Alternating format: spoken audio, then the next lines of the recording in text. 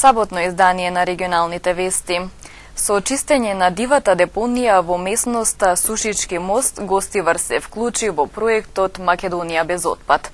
Пораки за поголема свест кога е во прашање фрлањето на сметот од оваа локација испратија министерот за животна средина Нурхан Изаири и градоначалникот на Гостивар Невзат Бејта. Во рамки на проектот Македонија без отпад денес беше исчистена дивата депонија во местноста Сушички мост близу Гостивар. Акцијата ја проследија министерот за животна средина Нурхан Изаири и градоначалникот Невзат Бејта. Целта на проектот, кој со еколошки акции се спроведува низ целата држава, е да се подигне свеста кај граѓаните за правилно депонирање на сметот. Ние денес сме тука за да можеме да им кажеме заеднички со вас и на сите граѓани дека не се само институциите кои придонесуваат кон загадувањето, тоест депонирање на несоодветни места, туку и тие што произведуваат ваков тип на отпад, комунален и сличен друг отпад, тоест граѓаните, да можеме заеднички да го подигнеме, да подигнеме свеста и нивна, за да можеме што помалку да имаме вакви диви депонии и што повише да сме свесни дека заеднички можеме да ја сочуваме животната средина. Гостиварскиот градоначалник потсети дека местноста Сушички мост досега била расчистувана десетина пати, но за кратко време повторно се полни со отпад. Бејта апелираше до сите, особено до приватните фирми, да не го оставаат градежниот смет на нелегални места. Али има несовесни компании што ги фрлат отпадите кај што не ми е место. Затоа ја као градоначалник апелирам до сите компании, кај сите граѓани, да не ги фрлат отпадите кај не му е местото, туку да ги фрлат во депонијата, пошто со тоа фрлање ги оштетуваат своите деца, своите членови на своето семејство и во целина целото нашето општество во Гостија. Со кампањата Македонија без отпад, нашата земја се вклучува во глобалната акција за чиста животна средина, која е поддржана од Европскиот парламент.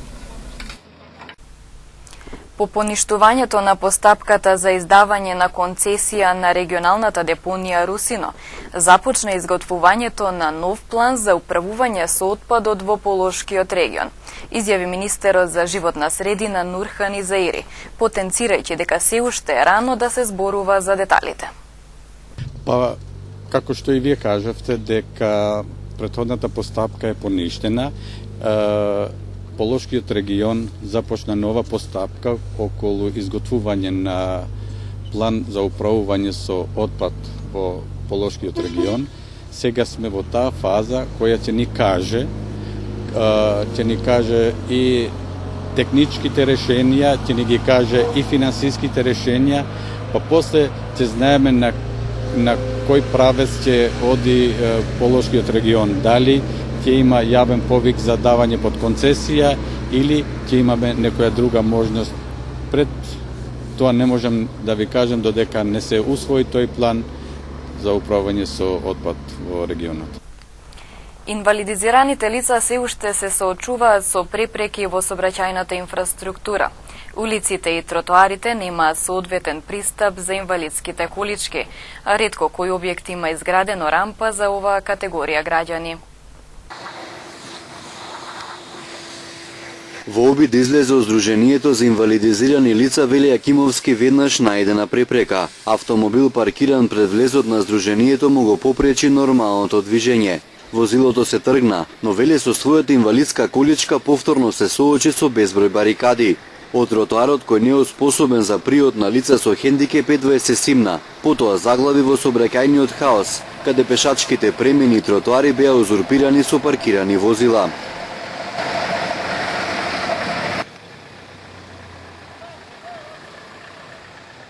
Пред излеземе од дома се прекрстуваме еднаш, тие што користен електрес, другите се помолуваат дома, за да некој не собере полица или добра волја на возачите да ни ослободат простор и место за да преминеме улица тротоар, пошто еве да сака било кој од нас да пазари, од мојата популација, да појде до пазар, тоа е стварно една врста на невозможна мисија. Се доаѓаме секој на свој начин. Прво ние пристапот исто до самото наше здружение. Самата улица е блокирана, значи ја гледате, што од паркирани коли, што од самата фреквенција на возила. Многу просто и многу на повеќе пати сум го кажал тоа. Значи, се реновира, се прави, се крпи, се прави нови тротоари, многу поевтино кошта. Една вреќа цимент помалку. Значи, само тротоарот да биде спуштен.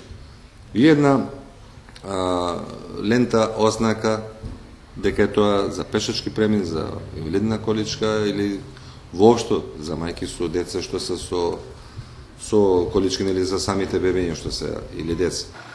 Лицата со посебни потреби секојдневно се соочуваат со вакви препреки во градот, каде за нив сообраќајната инфраструктура не е оспособена. Пристапот до институциите им е невозможен, освен судот и Штоловиот универзитет. Ниту еден објект во градот нема рампа за инвалидизирани лица.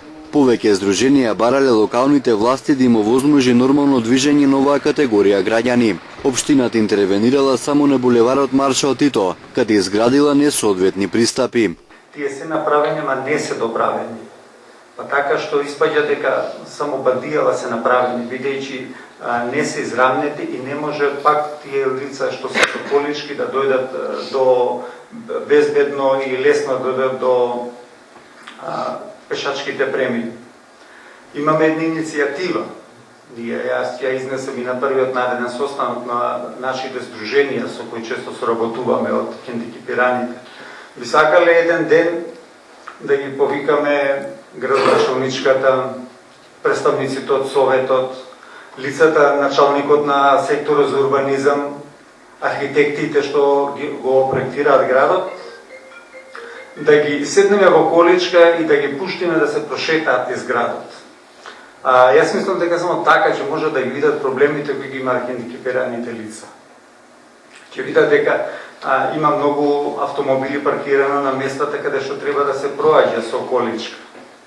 Дека има многу нерамни тротоари, дека не можат многу лесно да дојдат до пешачкиот премин за да преминат улицата, бидејќи постои цело брто недоасфалтирано. Градоначалничката на Тетово Теута Арифи ги повика здруженијата на средба, каде би се разговарало за надминување на пречките со кои се соочуваат лицата со хендикеп. Не може да велам дека ќе постигнеме само ние да го направиме градот хуман по однос на хендикепираните. Ние сите заедно треба да бидеме спремни за да направиме хуман град за сите нас. Во Тетовско има регистрирано 500 телесно инвалидизирани лица, но по тротоарите ретко може да се забележат вакви лица кои поради непристапната сообраќајна инфраструктура не се осудуваат да излезат од дома. Вкупна материјална штета во износ од 170.000 денари му била нанесена на 45 годишен тетовец откако кратци влегле во неговиот стан. Денешниот полициски билтен бележи приведен 39 годишник кој се барал за сторено кривично дело кражба. Вкупна штета од 170.000 денари пријавил 45 годишниот АА по кражбата што непознати сторители ја извршиле вчера во неговиот стан на улицата Илинденска во Тетово, информираше денеска портпаролот на СВР Тетово Маријан Јосифовски. Според пријавата на АА, непознатите го искористиле отсуството на домашните од станот во периодот помеѓу 15 и 16 часот и откако насилно ја отвориле влезната врата без многу пребарување од фиока во работната маса, во салонот одзеле iPhone 5, додека од јакна во плакарот одзеле повеќе парчиња златен накид, 2200 евра од женски паричник и 300 евра ставени во плик. Незабележани од никого кратците излегле од станот, а АА по враќањето дома проценил дека вкупната материјална штета од кражбата е околу 170.000 денари, пошто го пријавил случајот во полиција, чии службеници извршиле увид и работат на утврдување на идентитетот на сторителите и се друго поврзано со пријавената кражба. Денешниот полициски билтен бележи приведен 39 годишник кој се барал за сторено кривично дело, кражба. Имено и изминатата ноќ околу 23 часот бил приведен од тетовската полиција, бидејќи се барал со судска наредба како осуден на 2 години и 6 месеци затвор за сторено кривично дело, тешка кражба, информираше денеска портпаролот на СВР Тетово Маријан Јосифовски. По приведувањето и кусото задржување во полициската станица Тетово, И.А. бил предаден за издржување на досудената затворска казна во казнено-поправната установа Идризово во Скопје.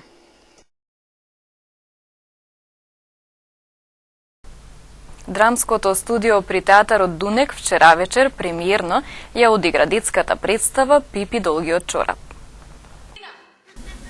Во Центарот за култура Асно во Гостивар синоќа се одржа премиерата на детската представа Пипи долгиот чорап. Актерската екипа од драмското студио на театар Дунек 40 на минути го задржа вниманието и расположението на публиката. Столчињата кај гледачите беа исполнети до последното место.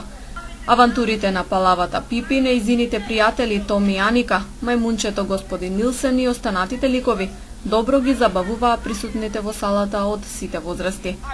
Режијата на представата е на Ѓорги Нешковски, а ликовите ги играат деца актери од Гостивар: Константина Ѓурковиќ, Дамјан и Боријан Дамјановски, Марија Пандиловска, Ивана Мерџановска, Станимир Трпески, Драгана Богоеска, Иво Дамјановски, Филип Веселинов и Виктор Ангелковски.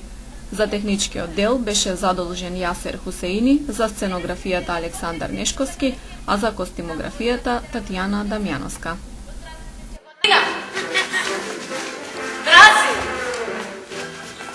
Јамајка, Индија, Македонија. Има на секоја по нешто. Најглупавите краци на планета Земја и пошироко.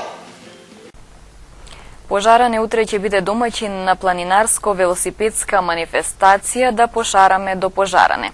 Целта е да се открие недопирливата убавина на ова село. Утре пожаране ќе биде домаќин на 300 планинари и велосипедисти од целата држава. Мотото на манифестацијата Да пошараме до пожаране е да се откријат прекрасните и недопирливи убавини на околината на село Пожаране. Организатори се планинарските друштва Трансверзалец од Скопје и Бистра од Гостивар, а домаќин е местната заедница Пожаране.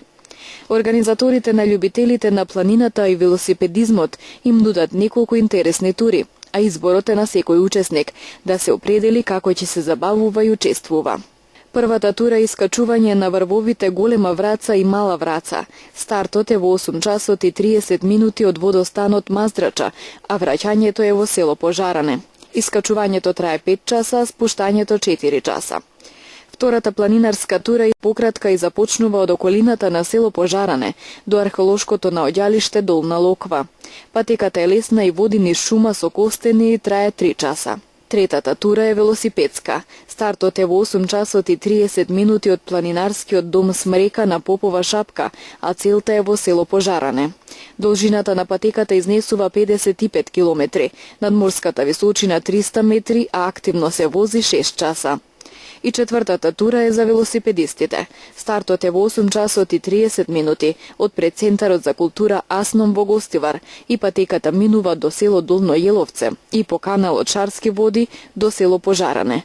Патеката е долга 45 километри и активно се вози за 6 часа. За сите учесници ќе биде организирана музичка забава и пикник, а ќе имаат можност да го пробаат традиционалното тапче гравче, подготвено на пожарански начин. Забавата ќе започне во 16 часот во дворот на некогашниот задружен дом и ќе трае до 19 часот. Целта е да го вратиме животот на нашето село кое е прочуено по убавата Благуња, за која народот ја испеал и песната Благуњо дејче пожаранче. Со организација на оваа и слични манифестации сакаме да го развиваме селскиот туризам, зашто нашето село има идеални услови, велат организаторите. Пожаране од Гостивар е оддалечено само 15 километри и до него води асфалтен пат.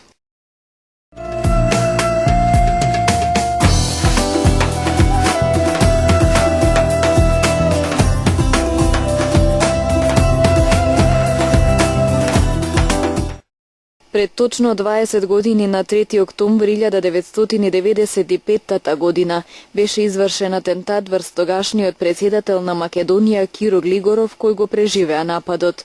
Председателот Глигоров почина на 1 јануари 2012 година на 94 годишна возраст. Но до ден денес останува мистерија кој зошто го извршил нападот врз македонскиот председател и истражната постапка е се уште отворена. Нападот беше извршен со автомобил бомба на 3 октомври 1995 година во 9 часот и 50 минути на улицата Македонија пред хотелот Бристол во Скопје, кога Глигоров со службено возило се движеше од неговата резиденција кон собранието. Во автомобил Citroen Ami 8 биле скриени 20 кг експлозив, активиран на дистанца. Во експлозијата загина неговиот возач Александар Спировски, а беше повреден телохранителот на Глигоров Илчо Теовски. Како последица од повредите почина и случајниот минувач Христо Христоманов, а беа повредени и Климе Коробар и Јован Атанасовски. Според истражните органи, истрагата била обемна со претрес на повеќе десетици илјади луѓе, возила и објекти. Беше објавен и фоторобот на еден од осомнечените, но сето тоа не даде резултат.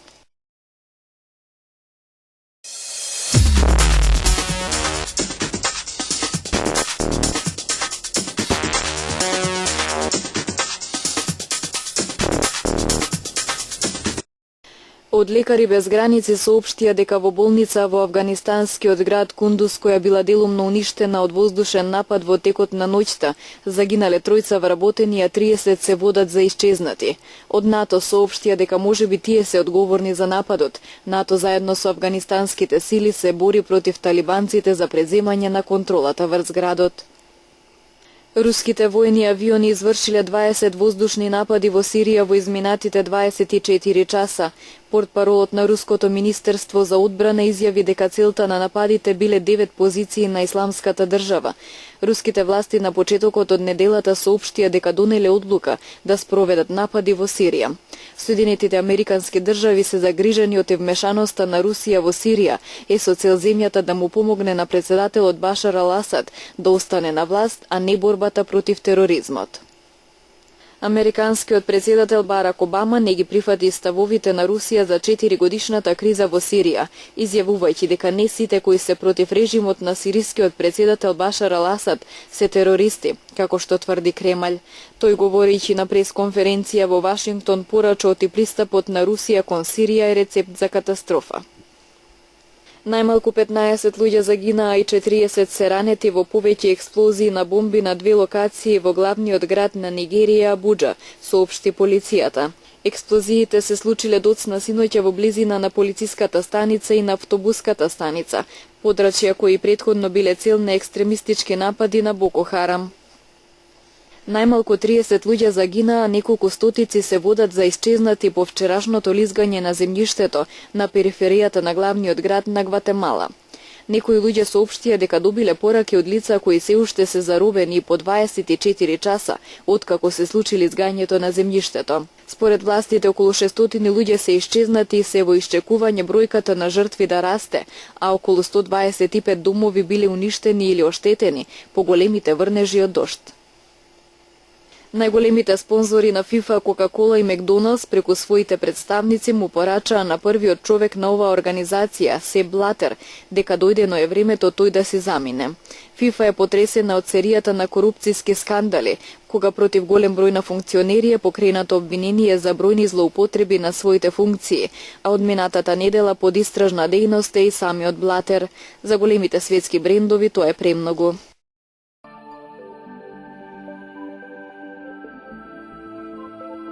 Денес имавме сончево време со мала до умерена локална облачност и со слаб југоисточен ветер. Кон крајот на денот во западните делови од земјата со услови за појава на слаб дожд. Утринската температура се движеше од 3 до 12, а дневната од 19 до 26 степени.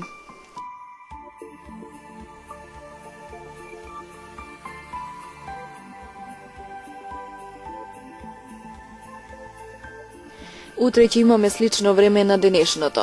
Предпладне ќе има повеќе сончеви периоди, а попладне ќе се зголеми облачноста и на север ќе има услови за краткотраен дожд. Утрешните утрински температури ќе се движат од 5 до 15 во утринските часови и преку денот од 20 до 28 степени.